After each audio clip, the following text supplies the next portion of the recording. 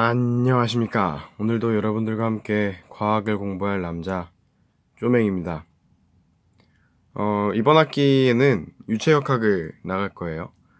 저번 브이로그 영상에서도 말씀드렸다시피 유체역학을 나가볼까 합니다. 저희 어쩔 수 없이 마찬가지로 저희 학교에서 했던 대로밖에 할 수가 없고요. 따라서 저희 학교에서 했던 대로 이렇게 1장, 2장, 3장만 나갈 예정입니다. 그래서 오늘 할 과는 이렇게 간단하게 소개해드리면서 1장 유체역학 입문에 대해서 할 거고요. 책은 마찬가지죠. 마찬가지로 저희 학교에서 썼던 책을 사용할 수밖에 없을 것 같아요. 실질적으로 근데 내용에 큰 차이는 없어요. 연력학 같은 경우에는 책마다 조금씩 공식들이 많이 달라질 수가 있는데 유체역학 같은 경우에는 그렇게 심하게 달라지는 것 같지는 않더라고요. 그래서 다행히 제가 이렇게 쭉 설명 한번 쭉 드리고 나면 어느 정도는 많은 부분에서 이해를 하실 수 있지 않을까 한번 생각해 봅니다. 그럼 그렇게 한번 시작을 해 볼까요? 1장은요, 유체역학이 뭐 하는 학문인지에 대해서 소개를 짧게 하면서 그 유체역학을 할 때 있어서 필요한 게 무엇인지를 설명하는 장입니다. 그래서 유체라고 한다면 무엇이냐면 영어로는 fluid, 그리고 한자로는 흐를 유의 몸체자죠. 그러니까 흐르는 물체인 거예요. 그래서 흐르는 모든 것들은 다 유체로 볼 수가 있겠습니다. 뭐 공기가 될 수도 있고요. 뭐 물, 그렇죠? 뭐 그런 액체, 뭐 또 기체의 모든 것들이 다 유체가 되겠어요. 근데 정확하게 막 따로 액체다, 기체다라고 혹은 액체랑 기체만이다 라고 저도 함부로 표현하기가 좀 그런 게요. 가끔은 고체인 듯 액체 같고 뭐 유체 역할을 하는 약간 좀 그런 변태들도 있어가지고 그거에 있어서는 저도 따로 함부로 액체는 무조건 유체입니다. 기체는 무조건 유체입니다. 혹은 액체와 기체만 유체입니다. 뭐 이런 식으로 좀 표현하기가 좀 되게 곤란해요. 그래서 유체다라고 하면 보통은 엔간하면 물론 액체나 기체에 대해서 이야기를 하겠지만 예외의 것들이라는 게 언제나 과학에는 있죠. 따라서 절대로 막 액체랑 기체를 얘기합니다 라고 하기에는 조금 위험할 수 있다는 거. 따라서 유체란 흐르는 모든 물체들을 이야기합니다. 이렇게 얘기하면 정의대로 이야기한 건 아니에요. 엄밀히 말해서. 정의대로 한 번 더 다시 이야기를 해드리자면 전단력이 가해졌을 때 아무런 저항 없이 변형하는 모든 물질을 유체라고 표현을 합니다. 말이 좀 어렵죠? 무슨 말이냐면요. 예를 들어서 물체가 하나 이렇게 있어요. 물체가 이렇게 있는데 이게 만약에 고체다 혹은 유체가 아닌 물질이다라고 하면 전단력을 이렇게 주잖아요. 그럼 얘는 변형이 일어나지 않아요. 혹은 얘한테 변형을 주기 위해선 힘이 좀 많이 필요하죠. 저항이 있기 때문이에요. 그런데요, 유체의 경우에는요, 이렇게 물이 이렇게 있습니다. 물이 이렇게 있어요. 여기 맨 위에 층 하나만 이렇게 손으로 이렇게 딱 밀어내면 이 위에 층 하나만 쏙 지나가죠. 이런 식으로 이게 고체고 이게 액체라고 한다면 혹은 뭐 기체가 될 수도 있고요. 뭐 이런 식으로 위에 층 하나만 쏙 날릴까? 하면 한 층씩만 날릴 수도 있어요. 이런 식으로 아무런 저항 없이 변형이 가능한 물질을 유체다라고 정의를 내렸어요. 하지만 정의는 좀 어려워요. 그렇기 때문에 영어로도 마찬가지고 한문으로도 마찬가지로 자, 우리 플로우라 그러잖아. 그래서 플로우 하는 무언가, 그죠? 그래서 fluid가 됐고요. 마찬가지로 흐를 유자의 몸체, 그러니까 흐르는 모든 것은 다 유체입니다라고 이야기해도 전혀 문제는 되지 않습니다. 그래서 유체를요, 뉴턴성 유체와 비뉴턴성 유체로 나누겠습니다.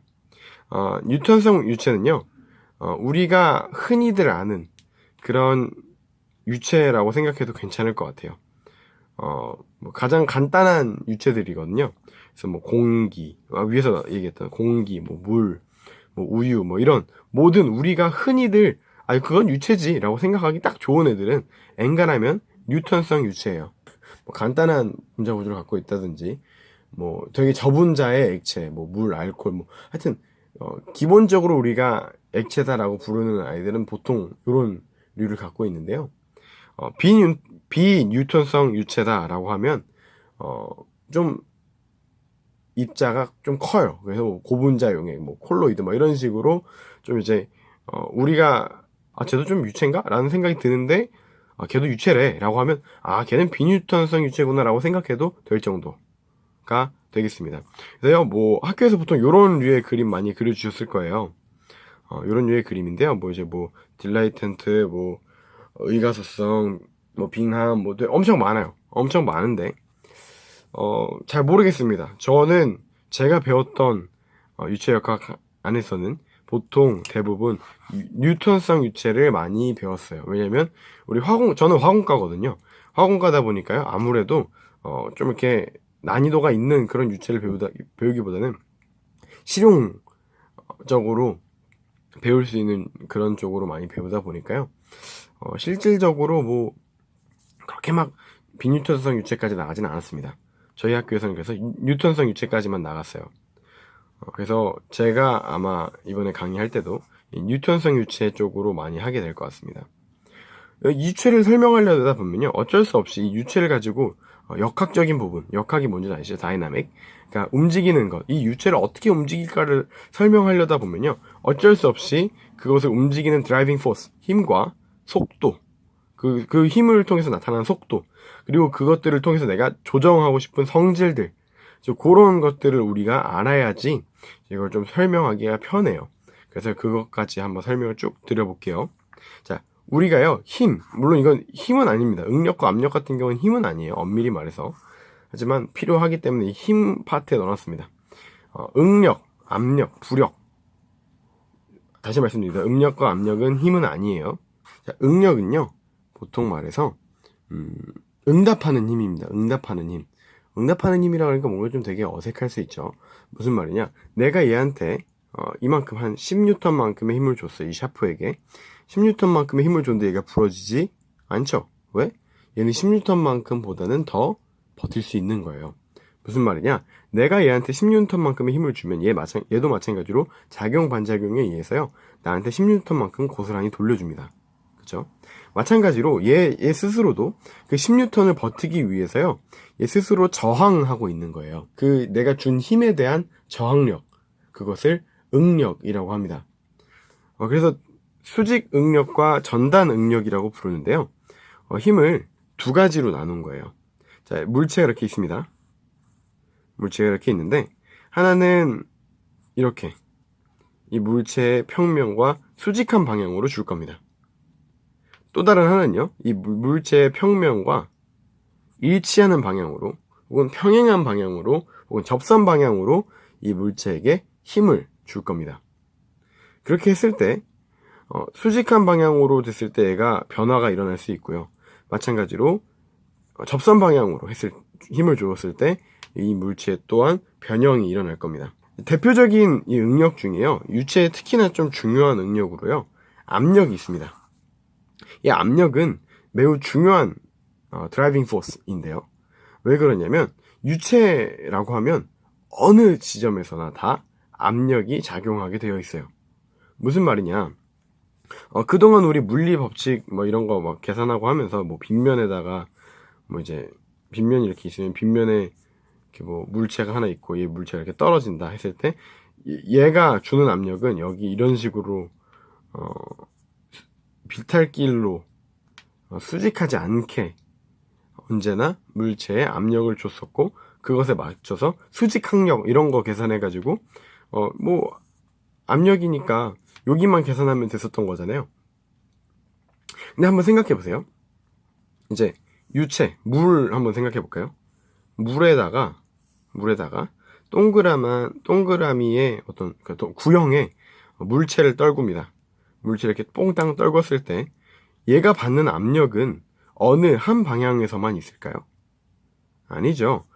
동일하게 360도 혹은 정말 전 방향에서 다 동일한 압력을 받고 있다는 거죠. 무슨 말인지 이해가 되시려나 모르겠어요.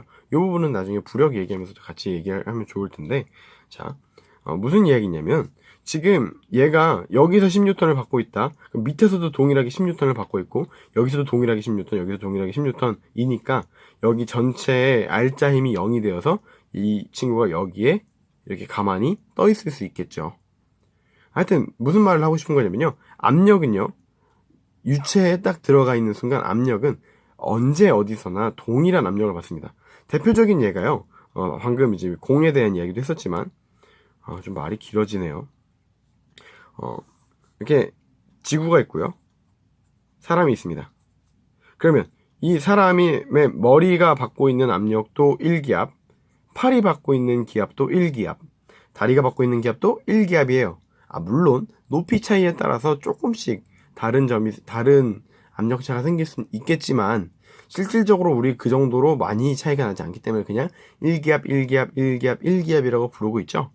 마찬가지 이야기입니다. 우리는 공기 안에 갇혀 있고요. 그 공기는 우리를 1기압으로 누르고 있어요.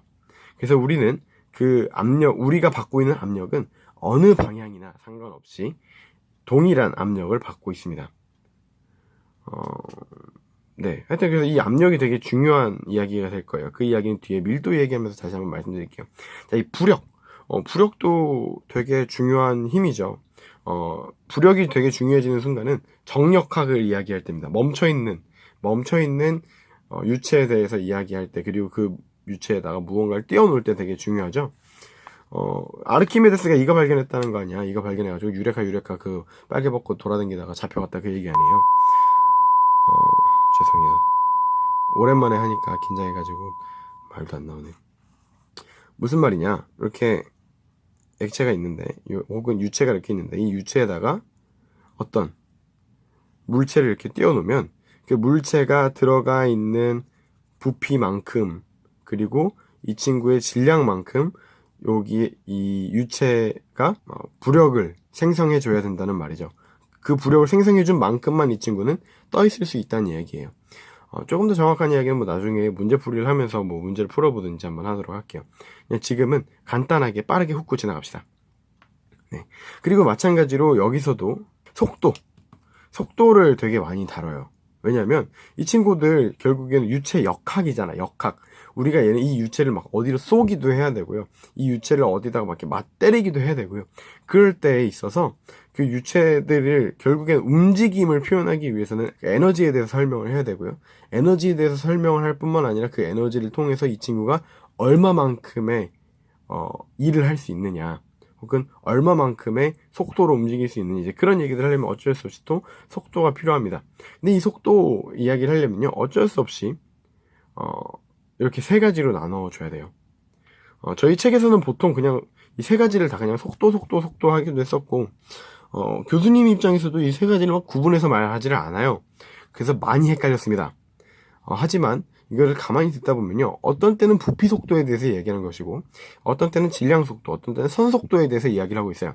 이것이 엄연히 다르다는 것은 여러분들이 잘 아시길 바라면서 간단하게 한번 설명하고 넘어갑시다. 가장 기초적인 게 우리 선 속도죠. 우리 물리 할 때 제일 많이 썼었어요. 선 속도.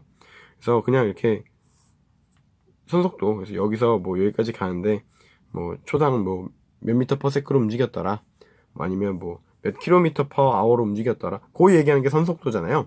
근데 이제 유체다 보니까요, 기존까지는 우리가 하나하나 물체를 하나하나 눈으로 확인할 수가 있었습니다. 자동차가 됐건 사람이 됐건 뭐 혹은 동물이 됐건 뭐 버스가 됐건 뭐 상관없이 그 물체가 움직이면 그 물체를 눈으로 하나하나 확인할 수가 있었어요. 입자를 하나하나 확인할 수 있었습니다. 하지만 지금은 유체를 다루고 있고요. 유체를 예를 들어서 우리 진짜 뭐 메탄 가스 뭐를 우리가 쏠 거야. 근데 그거 쏠 때 하나하나를 우리가 다 확인할 수는 없죠.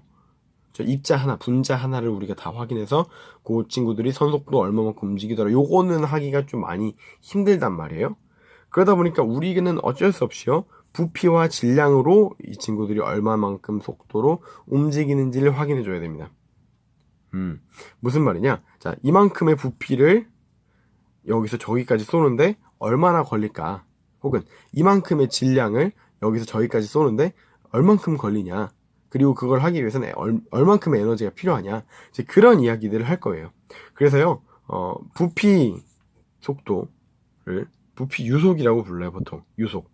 부피 유속을 Q라고 앞으로 제가 얘기할 거고요. 질량 유속을 M, 라지 M이라고 제가 적을 거고요. 선 유속을요, 스몰 u로 적겠습니다. 이런 식으로 해서 진행을 해 나갈 거예요. 성질도 되게 많은 성질이 있지만 그 중에서도 대표적인 유체에 대한 성질은 밀도와 점도가 있지 않을까 한번 생각을 해봤어요.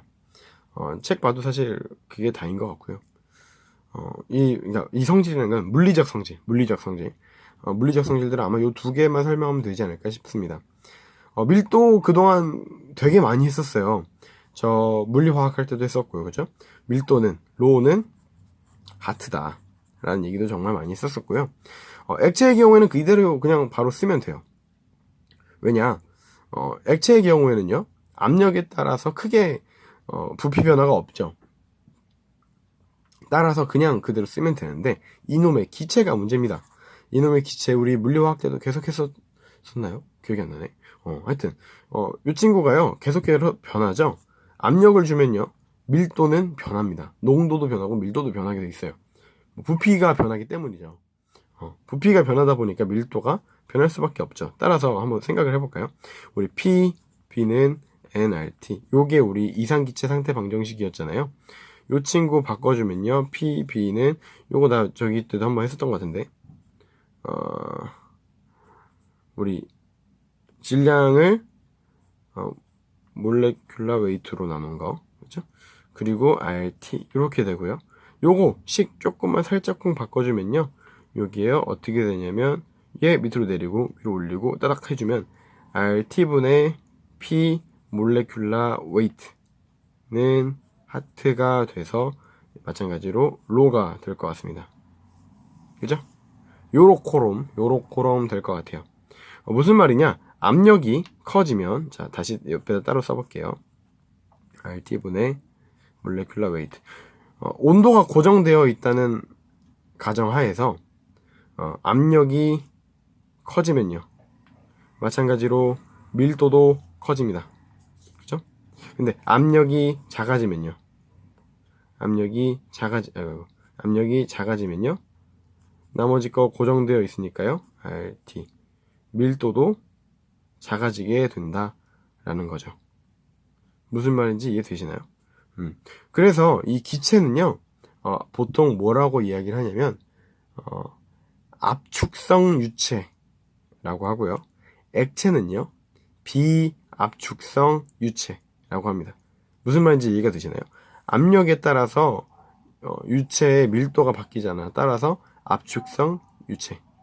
압력에 따라서 전혀 상관이 없으니까 비압축성 유체.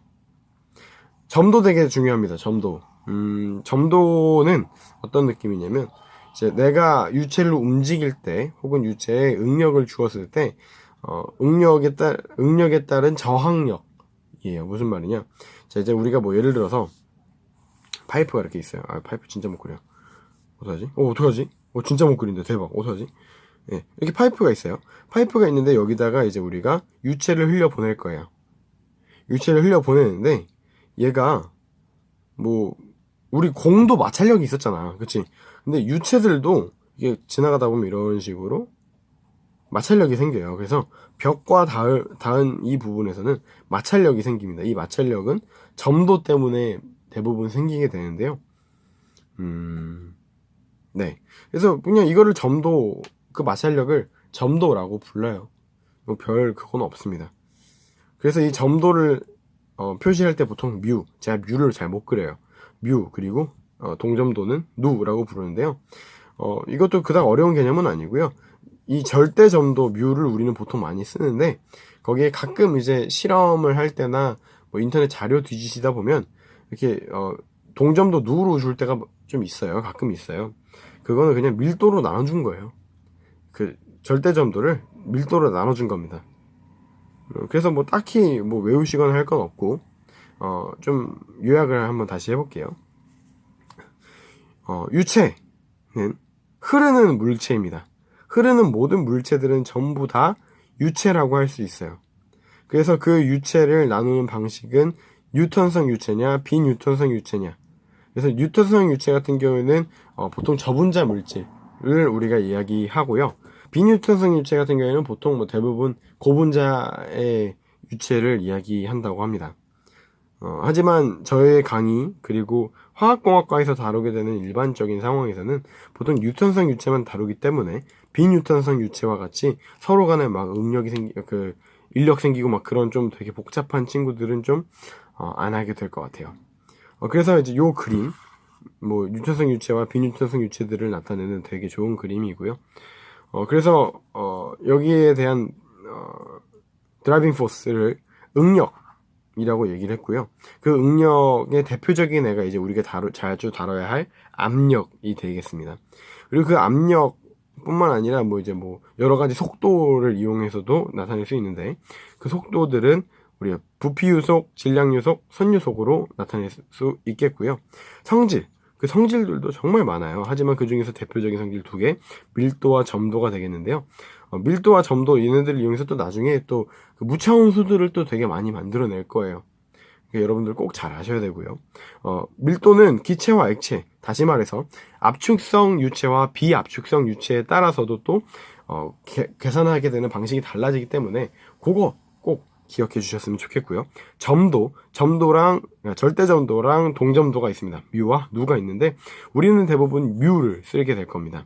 하지만 혹시라도 누가 나온다고 해서 우리 당황하지 않고 이거 밀도랑 나눠져 있는 거구나. 그렇게 생각해 주시면 정말 좋을 것 같아요. 1장 뭐 별 내용 없고요. 진짜로 이제 앞으로 들어가기 위해서 간단하게 소개하는 시간이었어요.